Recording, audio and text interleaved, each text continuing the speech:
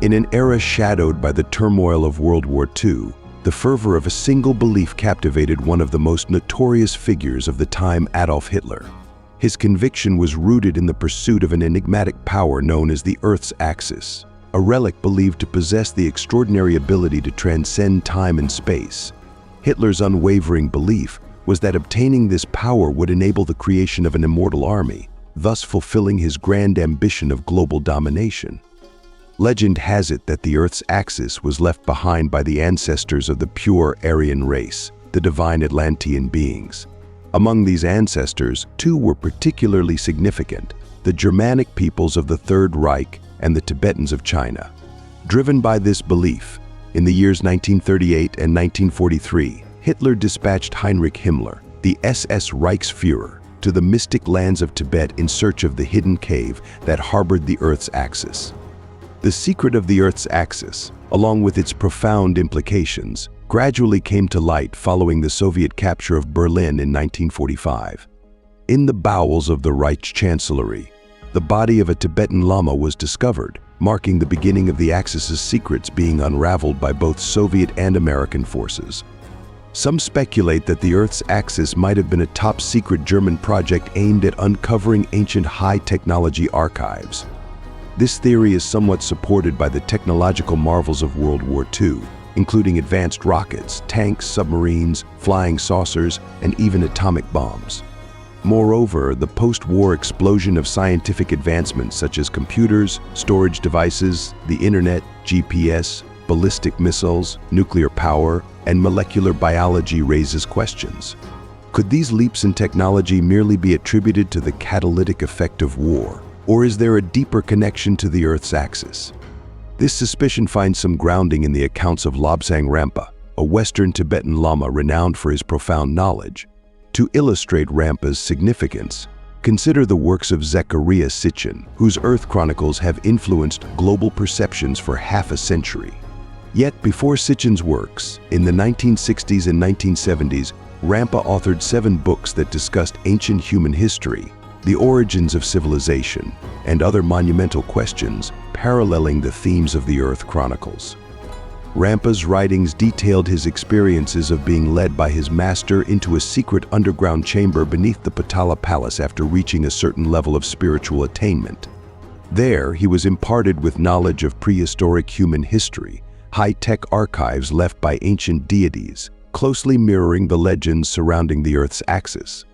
Diving into Rampa's background, he claimed to have been born in the 1930s and became a monk at a young age at a monastery on Marpori, the medicine mountain in Lhasa. Recognized as the reincarnation of a high-ranking Lama, Rampa received considerable attention from the 13th Dalai Lama. His mentor, Mingyar Dondup, was a senior aide to the Dalai Lama and a high-ranking Lama at the Potala Palace, granting them unrestricted access to this sacred site. During his 10 years there, Rampa was exposed to ancient wisdom known only to a select few highly accomplished Lamas.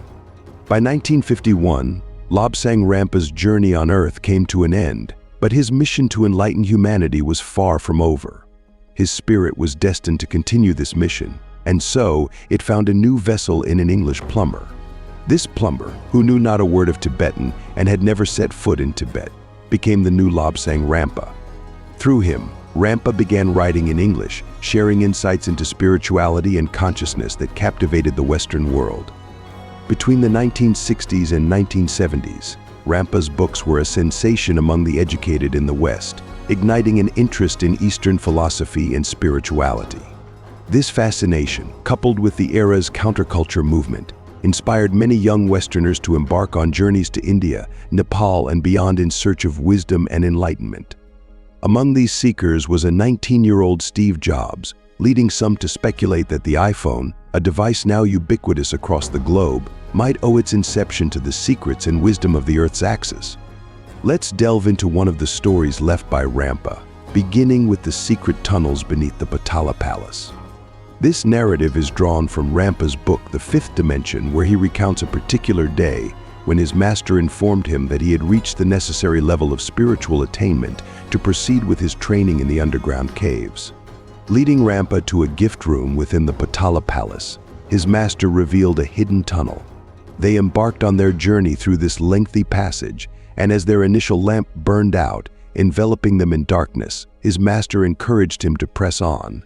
Soon, Rampa sensed an uphill path before them, and at his master's signal, he lit a larger lamp. Illuminated by the larger lamp, the narrow passage they were traversing suddenly expanded, revealing the entrance to a cave. As they entered, the cave glittered with a golden light, a reflection of their lamplight against the golden mirrors that adorned the cave's ceiling and walls. The master then produced a luminous device, fiddled with it, and cast a bright light ahead. Instructed to extinguish their lamp and follow this new light, they proceeded, guided by the device tethered to a metal chain. This journey through the light led them to a black wall adorned with dense texts and images, symbols of a past civilization's history and technological knowledge. The wall, extending for kilometers, bore depictions of colossal animals, two distinct human races, one of giants, the other smaller in stature, astronomical diagrams, solar system models, pyramids, cataclysmic floods, mushroom clouds, and scenes of giants aboard spacecraft and of smaller humans in battle. Rampa noted that much of the knowledge inscribed on the black wall was too profound or unsettling for his books. Belief in such tales would be hard to come by, and even if believed, could be terrifying. He warned that without sufficient spiritual development, individuals might misuse this ancient wisdom for personal gain, as had happened in the past, or wield it for domination, as exemplified by the use of nuclear weapons in his contemporary era, the 1950s. This suggests that nuclear arms were not a modern invention but had existed thousands of years ago, with the potential to create weapons far more destructive than the atomic bomb. Such weaponry had brought great calamity to Earth before, and Rampa cautioned that if humanity did not learn from its past, it risked repeating these destructive cycles. According to Lobsang Rampa, ancient Earth was vastly different from the world we inhabit today, extending even to the dissimilarities within our entire solar system. The legend of Hou Yi shooting down 9 suns in Chinese mythology, Rampa suggests, stems from a time when Earth orbited much closer to the sun. Unbeknownst to Hou Yi, there was only one sun, but its overwhelming heat was due to Earth's proximity to it. In these ancient times, Earth had a twin planet in a nearby orbit, resembling Earth in every aspect. Days were shorter. The direction of rotation was opposite to what we know today, sunrise in the west and set in the east, characterized by brief day-night cycles, higher temperatures, increased oxygen levels, and weaker gravitational forces. This environmental condition led to the growth of enormous flora and fauna, including humans who grew to great sizes and lived for centuries. Despite their size, which was about twice that of modern humans, these ancient people were subordinate to another species, the true giants of their time. These giants possessed superior intelligence and civilization, guiding and overseeing human development. To humans, these giants were akin to overseers or guardians, often seen piloting their spacecraft across the skies, a sight beyond human comprehension. Humans, however, had their unique advantage, a powerful capacity for telepathy, allowing them to communicate non-verbally. This coexistence led to a period of development until conflicts arose among the giants, escalating into warfare. The giants split into factions, engaging in relentless conflict. Humans, learning and mimicking these giants, adopted their hatred, discrimination, and eventually the art of warfare, including weapon manufacturing and killing their kin. Neither faction of giants could afford to lose, driving them into continuous, secretive research to develop increasingly destructive weapons. It was during this period that a pivotal moment for humanity arrived. A series of colossal explosions in the sky triggered earthquakes and tsunamis, altering Earth's orbit. Fires engulfed the planet, and thick smoke obscured the sun. After enduring an extended period of chaos, the smoke cleared to reveal a shocking sight. Earth's twin planet dominated the sky. The inevitable collision between the two celestial bodies was at hand, putting an end to the giants' disputes. Realizing the impending doom, the giants retreated to their shimmering spacecraft, fleeing Earth to escape the catastrophic collision. With the departure of the giants, Earth continued to reel under the relentless force of earthquakes and tsunamis, marking the onset of orogeny. Mountains that once lay submerged beneath the ocean's surface ascended into the skies, while land masses sank beneath the waves. Humanity found itself powerless against the cataclysm, their cries of despair lost in the tumult, fearing the end of the world was upon them. The ultimate collision between the two planetary siblings unleashed a devastating fury, engulfing the world in seismic waves and tidal surges.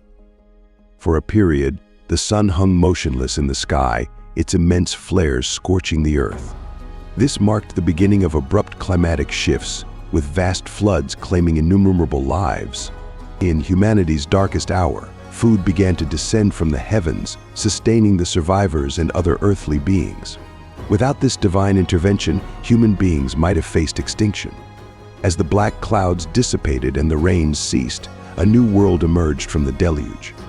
Post-flood, the sun appeared to shrink, inciting panic among the survivors who feared its disappearance. Even more bewildering was the sun's new trajectory from east to west, and the appearance of a yellow celestial body that waxed and waned in the sky. This entity, feared to be on a collision course with Earth, was later recognized as the Moon, a remnant of the catastrophic impact between the twin planets.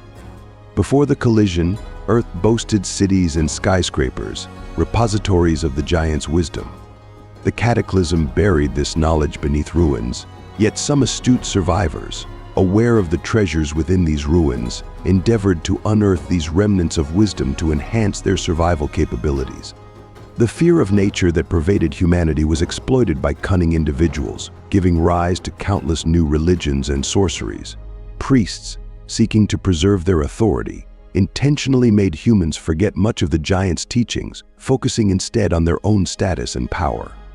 Unable to explain the cataclysm, they attributed it to divine retribution, framing it as humanity's original sin. As time flowed on, the severity of weather fluctuations diminished. Humans began to shrink in stature. The Earth's landscape stabilized, and telepathic abilities waned, necessitating the use of language for communication. The natural selection process that ensued in the aftermath of the disaster saw only those humans and animals best adapted to the new environment survive. Thus, a new human culture began to evolve, retaining memories of the disaster. The more intelligent among these new humans started documenting the Earth's transformations and experiences, emulating the giants who once led them by inscribing these histories on stone tablets. Several millennia passed, and the new human civilization began to decipher the ancient stone tablets, understanding their profound implications.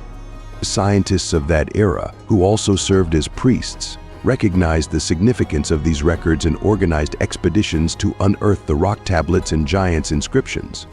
As a result, excavations uncovered meaningful remnants of ancient wisdom, leading to the gradual establishment of new cities. Civilization and scientific technology flourished, yet this progress also hastened the approach of destruction. With the acquisition of power, some individuals forgot the possibility of peaceful coexistence. Once humanity turned to science and technology as weapons of conflict, the outcome was predictable. Centuries later, science dominated all fields of study. Those who were both scientists and high priests accused pure scientists of illegitimacy, attacking dissent to consolidate their power and oppress the common people, forbidding them from holding personal beliefs and deeming themselves as gods.